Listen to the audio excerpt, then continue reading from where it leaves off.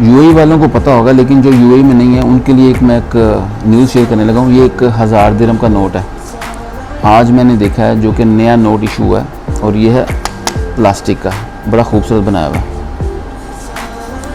ये पहली बार जब मैंने देखा था वो था ये वाला, इस शक्ल का, ये वाला 2003 में पहली सैलरी में मुझे मिला था। और इसको देख के मुझे याद आ गया कि एक यूक्रेन और मोल्दोवा के बीच में एक डिस्प्यूटेड टेरिटरी, उसका नाम है तिरास्पोल, उसकी मैंने करेंसी देखी थी इस तरह की प्लास्टिक की। उसके कॉइन्स भी प्लास्टिक के थे और करेंसी भी उसकी प्लास्टिक की थी, मेरे पास घर में पड़ी होगी कहीं ना कहीं।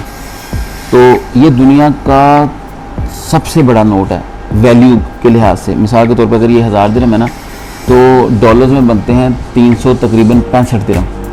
तो दुनिया में किसी और मुल्क का इतना बड़ा नोट नहीं है जिसकी इतनी वैल्यू हो। तो ये मेरा ख्याल, मेरी इन्फॉर्मेशन के मुताबिक, अगर किसी और